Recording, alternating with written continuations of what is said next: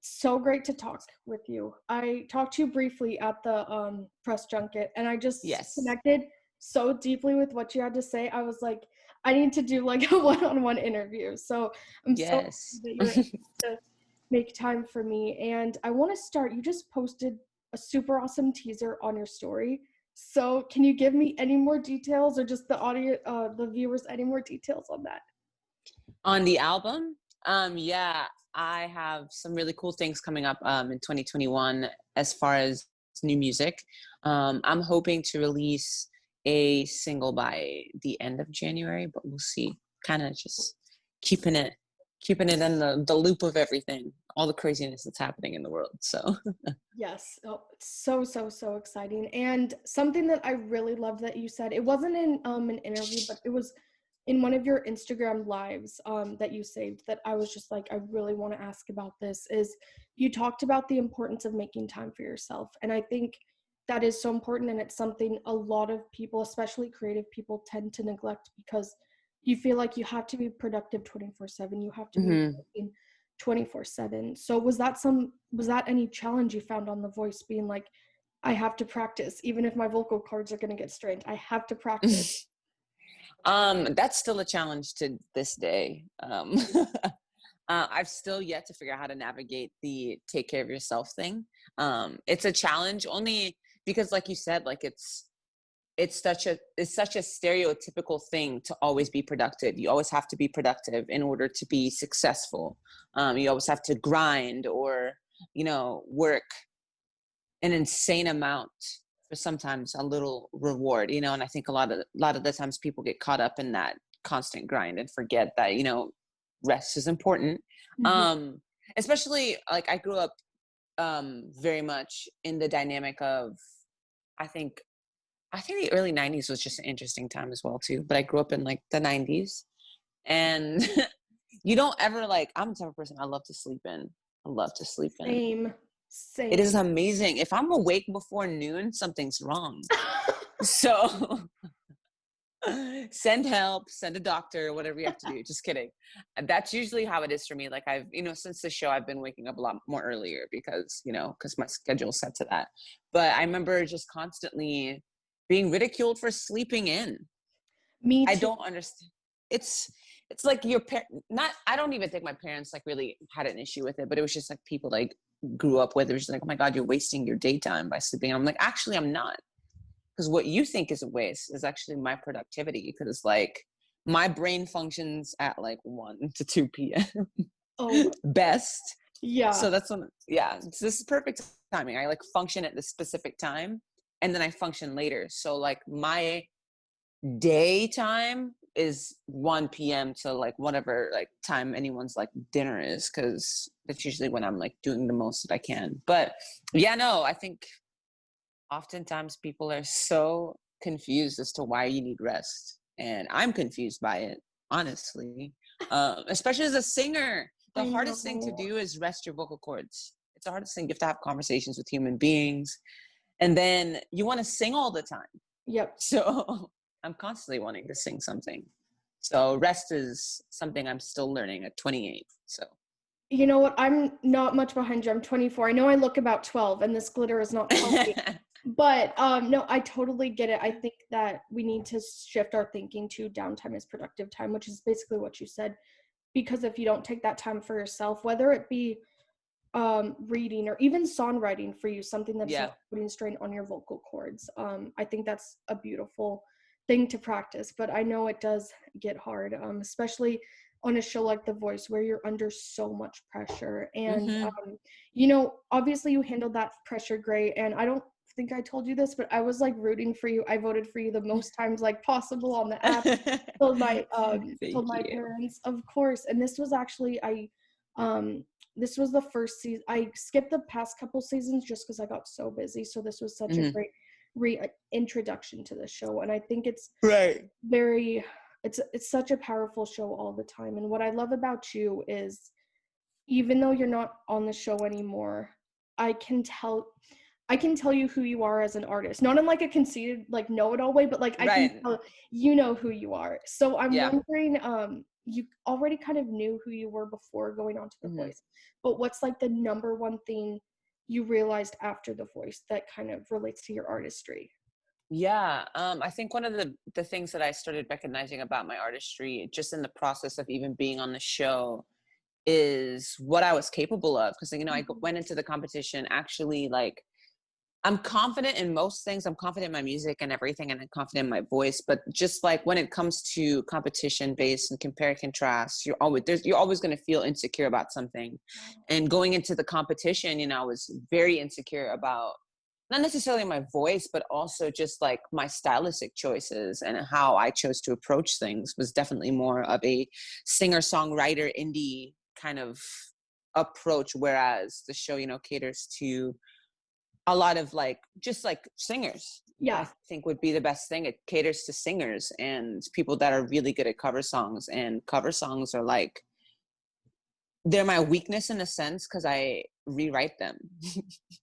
So it's always a hit or miss for me. And that's one of the things I was going into the competition with, was like, oh God, I'm either going to really just not nail it with covers, or I'm not going to be the best vocalist, because I know I'm obviously not the best vocalist in the entire world. But, going up against people like Tamara and Des was just like a huge weight on my shoulders, because I was like, Mhm. okay, well, these are powerhouse females and I have one job. And, Des is just insane with her range, Yeah. and her being that insane with her range also made me feel insecure, because I was like, okay, well, I do have a range, but my higher register I don't belt in.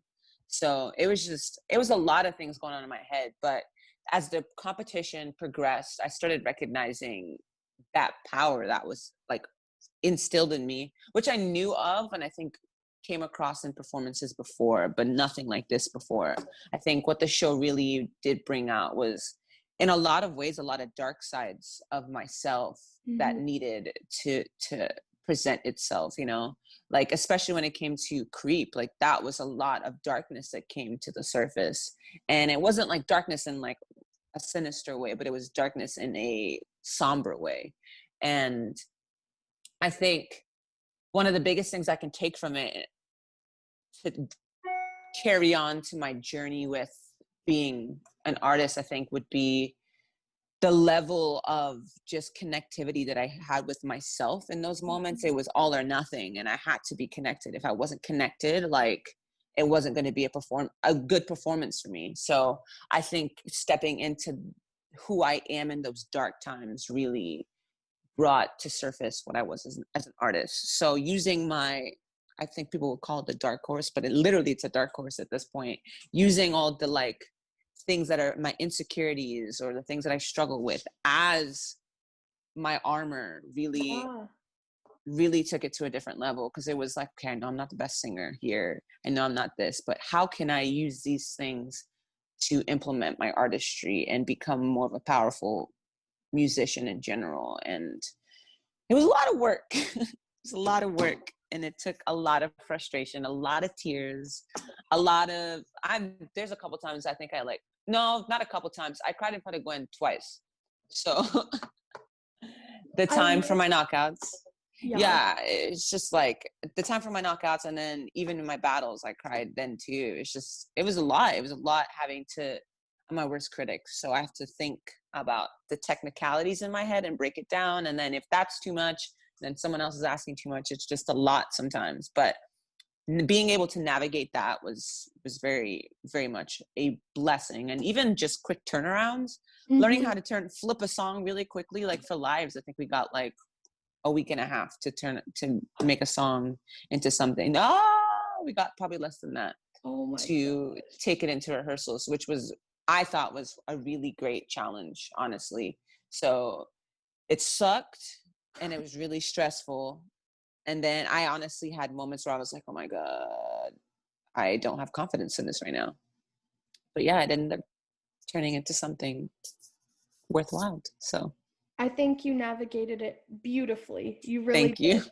And I appreciate that. of course, going back to what you said about the singer-songwriter kind of angle that you take, it reminds me a lot of Mackenzie Borg. He was on The Voice years ago, and then he did American Idol, and he would do the same thing with these pop songs, like I Want It That Way by the Backstreet Boys. And I love Yes. yeah, oh my gosh, it's such a great performance. It's him and Yes. Dalton. Yes. Oh, you've Yes. seen it? Yes. Yeah. Yes. Oh, I'm a fan of The Voice, so I've seen definitely a couple of. I love watching, especially the blinds. So okay. Yeah, I feel yeah, like everyone's favorites are the blinds. But yeah. yeah, I just think it's powerful that you were able to do that, especially because, and correct me if I'm wrong, I'm not a singer, I don't claim to be, but No, I you're good. feel like a lot of times when people do choose pop songs, it's kind of seen as like not the obvious choice, but it's almost critiqued more harshly because so many people have done it. So the fact that you recognize that, I mean, clearly, and then you were able to truly make it your own. Like, full disclosure, Diamonds by Rihanna is not my favorite song by her, and you made Hmm. it like I now love the Okay, song. that is amazing because the amount of hell I am getting for choosing that song is just unreal. I'm Like so there's sorry. Oh no, it's totally fine. I knew it when I chose. Well, the funniest thing is like, uh, when I put that song on my list, I knew it was a huge risk because Tanisha from the previous season just Hmm. annihilated it in the most beautiful way. It was just beautifully controlled and just magic. And I was like, okay, well, this is a very pop song, and I was like, okay, how am I going to change this and make it into something that's me? And we weren't very like, the Last Chance song was so quick that you don't have time. You really don't have time to arrange anything, which is I love because it forced me to rearrange just even my vocal parts. I was like, what the hell am I going to do with this? Yeah, you don't And have time to second guess yourself, which you don't. sometimes is a good thing. It's a beautiful thing because I remember just sitting down with this song, and I actually worked with my old battles partner Lauren, and I was just like, "Yo, what can you think about this one?" She was like, "Actually, I think you should take this one yourself." And I don't know why I thought about stripping it down, but I was like, for some reason, it just needed to be intimate if I get to this point. And everyone's like, "It's your last chance song. You need to go balls to the walls and belt." And I was like, no, that's not what I'm going to do. Because I feel like as an artist, I've shown my versatility in the You sense of have. dynamics on the show. Yeah, and this was an opportunity to show the more tender side to my voice and really just connect with the audience and Gwen one last time, because it is the last chance song, and I didn't want to take away from the intimate element of what was going on. It was a bittersweet moment to have to sing the last chance song, but also worry that you're going home. So it's just like, okay, I don't want to do too much with this because I just want it to be raw and authentic. And I personally think I accomplished what I wanted to do. America might not think that, and it might not be what America wants for their cup of tea, and that's completely fine. There's been a lot of comments about, I don't like this arrangement. Well, funny thing is, it has not been arranged. All that it is, it's just the same melodic. Yeah, it's the same melodic structure instrument wise, but vocally, I think I changed like a couple of things, if Yeah, even. and it So, was just a bit slower. And like I said, I am not the biggest fan of that right. song, but after hearing it, me and my mom too, my mom hates that song.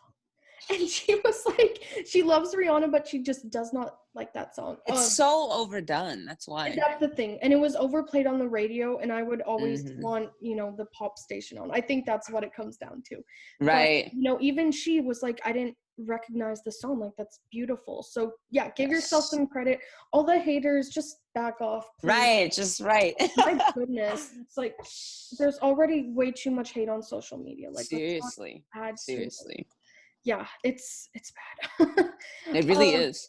It doesn't end. That's the sad part. I feel It like, will never end. yeah, and that's so sad to like think about. Like, in a perfect Yeah. world, there would be no hate, but there's always going to be hate, and Right. unfortunately, it's gotten to a point where you just have to accept that. And I Right. wish that's not how it was, but that's. Yeah. That's so very true. Mhm.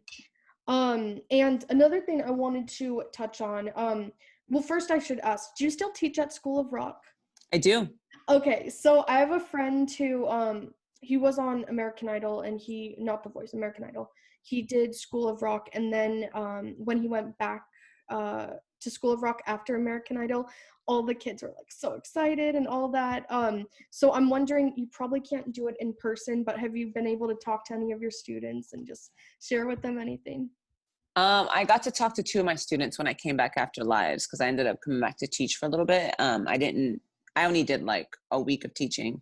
So I got to talk to a couple of my students, and they were pretty excited that I was headed back out to lives, but I haven't talked to them since I've been back. So I think I'm going to start back like the new year. I just need, after all the things, I mean, there's a lot of stress that goes on, behind the scenes. So I just need to like, this is the moment where I'm like, okay, taking a second away from pounding everything. So yeah, exactly. It goes back to making time for yourself, and I think exactly. that's so important. So what are some of your other hobbies besides singing and songwriting?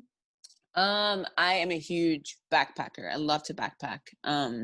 I didn't realize how much I loved it till like I want to say 2017. No, 2017, 2015 is when I started realizing how much I wanted to do it. I was always an outdoor person, but never, like, I think someone introduced me to the idea of like outdoor camping where you, for some reason, need to rough it.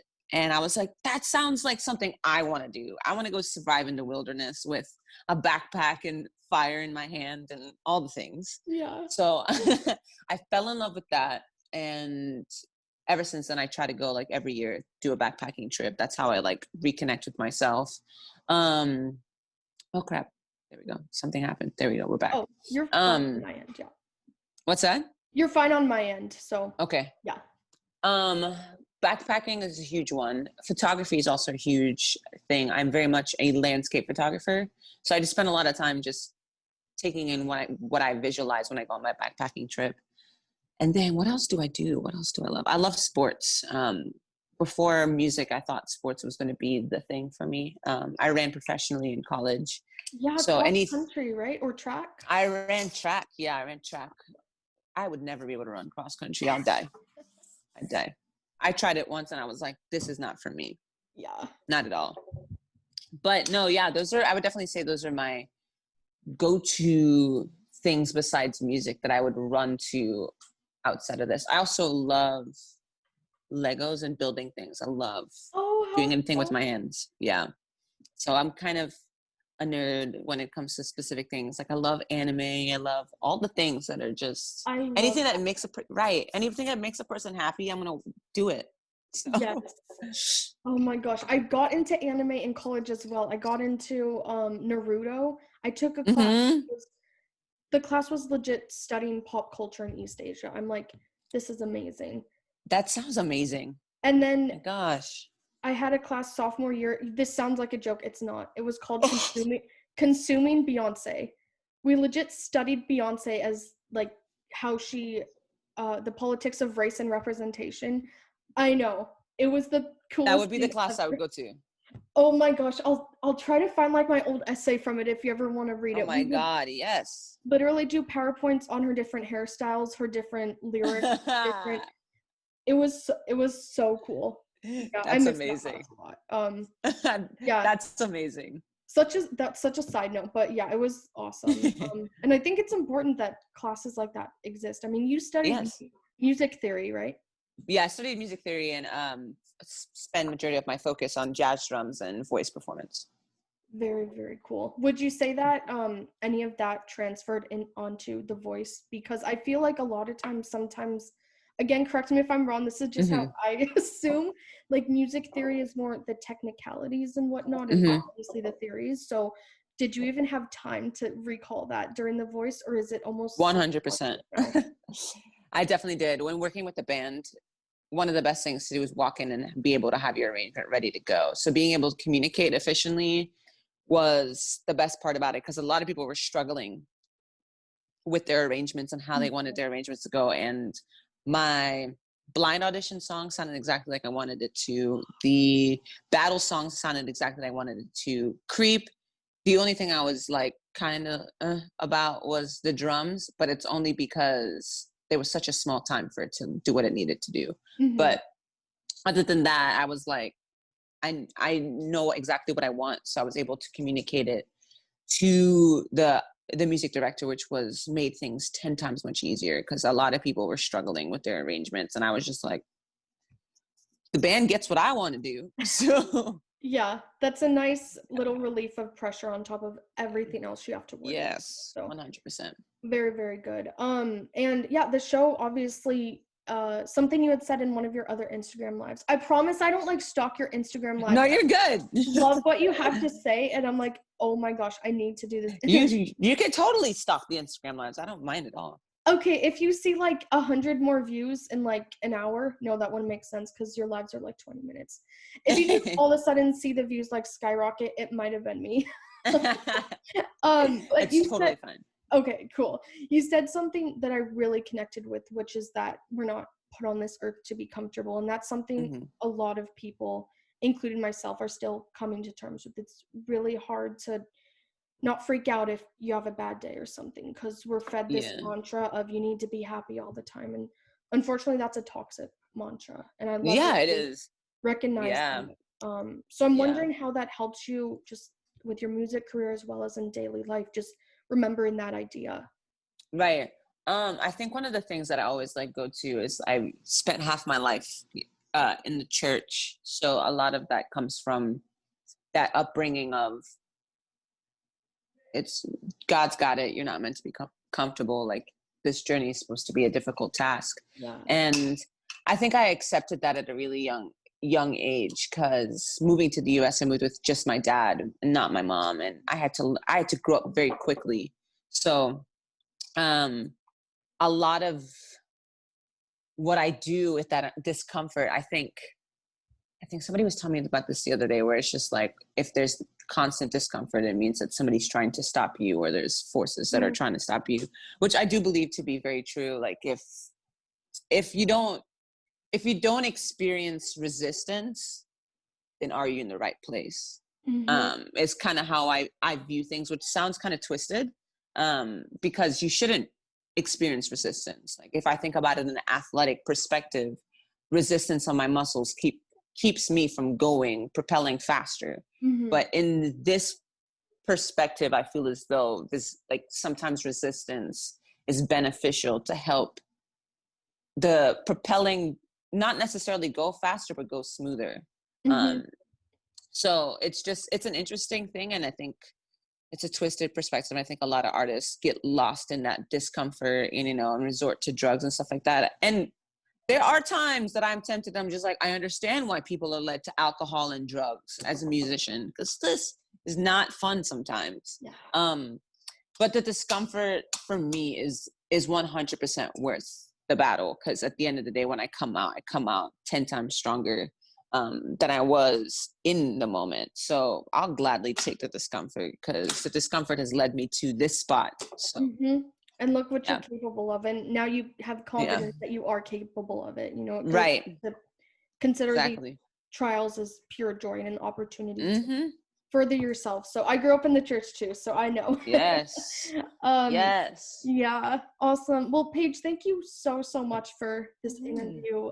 So great to talk to you. Good to I talk to you too. definitely love to set something up in person when it's safe. At this point, I don't know when that's gonna be, but hopefully sooner rather than later. Yes. Yeah, but for now, do you just want to recap your social media, recap your album release, all that fun stuff? Yeah. Follow me at Page Turner Music or Turner_Page on Twitter. My Facebook is Page Turner Music, and my album is coming out in 2021. I'm excited. So, I'm so excited, and that's less than a month away, which is insane. So, yes, so yes. excited. I'm Yes, very we'll pumped. stay tuned for updates on your Instagram and stories and all that. Perfect. It was good talking to you, and thank you so You, much for your time. oh, of course. Thank you for your time and opening up. Yes, of course. We'll have a great rest of your day. You too. See ya.